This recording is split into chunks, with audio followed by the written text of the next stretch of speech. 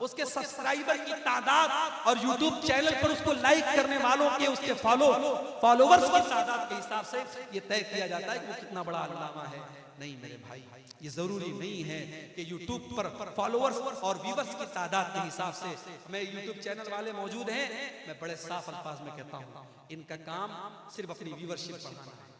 ये व्यूअरशिप बढ़ाने के लिए कितने यूट्यूब चैनल वालों को मैं जानता हूं, मेरी तकरीर के ऊपर वो थंबनेल लगाते हैं, वल्लाह मुझे देख के शर्म आती है।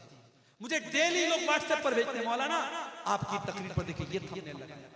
अभी राम मंदिर का मसला चल रहा है, मैंने किसी तकरीर में एक लफ्ज राम मंदिर पर नहीं बोला है, लेकिन राम मंदिर पर अब्दुल गफ्फार साहब भड़के, मौलाना अब्दुल गफ्फार साहब ने ये बोला वो बोला। कितने चैनल वालों ने फर्जी ऑडियो में कुछ है, तकरीर कुछ है, थंबनेल पे उन्होंने राम मंदिर लगाया है। और सब जानते हैं कि मैं उत्तर प्रदेश का रहने वाला हूं, मैं एक मदरसे में टीचर हूं, सारे मसले लोगों को पता है, फिर भी ये चैनल वाले बाज नहीं आते हैं। मेरे भाइयों, ऐसे दौर में हमें और आपको और होशियार रहने की जरूरत है। व्यूअरशिप के हिसाब से और लाइक करने वालों के हिसाब से इल्म तय नहीं होता है।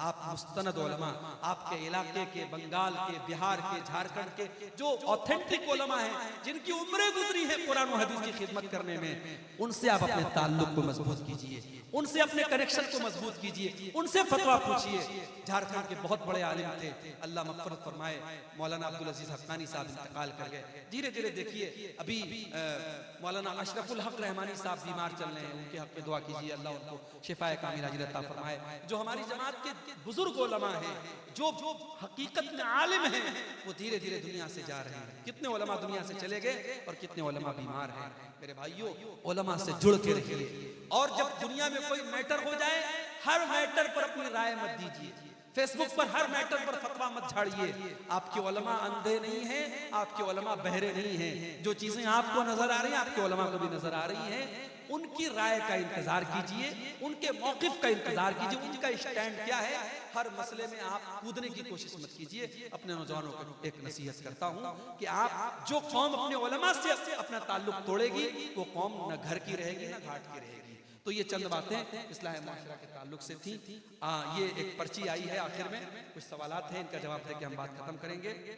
रोजा रख करके कोई शख्स टीका या इंजेक्शन ले सकता है या नहीं? नॉर्मल टीका, नॉर्मल इंजेक्शन आप लगवा सकते हैं। जो इंजेक्शन ताकत का है, जो आपके बदन को ताकत दे रहा है, ताकत का इंजेक्शन आप रोजे की हालत में नहीं लगवाएंगे। क्यों? क्योंकि वो गिजा का काम कर रहा है, वो आपके बदन को गिजा पहुंचा रहा है। तो रोजे की हालत में जैसे हम मुंह से गिजा नहीं ले सकते, ऐसे किसी भी बॉडी के तरीके से हम गिजा अंदर नहीं पहुंचाते। लेकिन दवा है, तो दवा के तौर पे नॉर्मल इंजेक्शन हम ले सकते हैं। फिलहाल समाज में भाई बहन और दोस्तों को लेकर शादी के लड़की देखने जाते हैं, ऐसा देखना शरीयत में कितना हद तक सही है?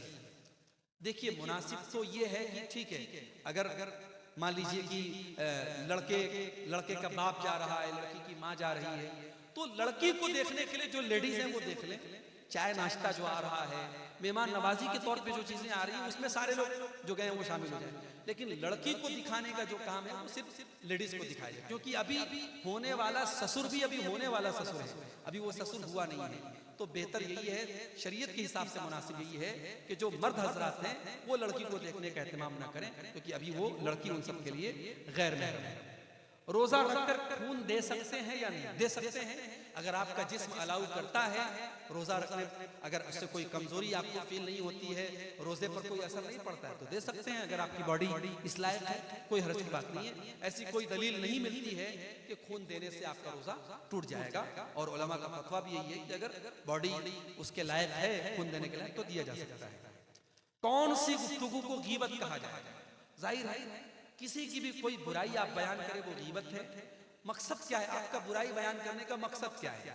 अगर मकसद ये है कि सामने वाला सुधर जाए, तो उसके पीठ के पीछे बयान करने से तो वो नहीं सुधरेगा। हाँ, अगर कोई बुराई ऐसी है किसी के अंदर कि उसकी बुराई दूसरों तक पहुंच रही है, मिसाल के तौर पर कोई चोर है, लोगों का माल चोरी कर रहा है, तो उसके बारे में लोगों को अलर्ट करें आप कि भाई साहब देखो वो चोर है, वो तुम्हारे घर में आए तो बच के रहना, वो चोरी करता है, तो ये गीबत नहीं है। किसी के फितने से लोगों को बचाना, किसी की बुराई से लोगों को बचाना, ये गीबत नहीं है। लेकिन किसी की पर्सनल बुराई है, मिसाल के तौर पर कोई आदमी के अंदर कोई ऐसी चीज आपने देखी जो पर्सनल है और बुरी है, तो आप लोगों से चर्चा मत कीजिए, आप उससे पर्सनल में मिलकर के उसकी इस्लाह की कोशिश कीजिए। अगर वो अपनी इस्लाह कर लेता है अच्छी बात है, नहीं करता है तो आप जिम्मेदार नहीं होंगे, लेकिन अगर आप दूसरों से उसके बारे में बयान करेंगे तो इसका गुनाह आपके सर पर होगा, ये गीबत होगी। अल्लाह से दुआ है रब्बुल आलमीन हम सबको अपनी इस्लाह करने की तौफीक अता फरमाए। जाते जाते आप हज़रात से गुजारिश है मस्जिद के लिए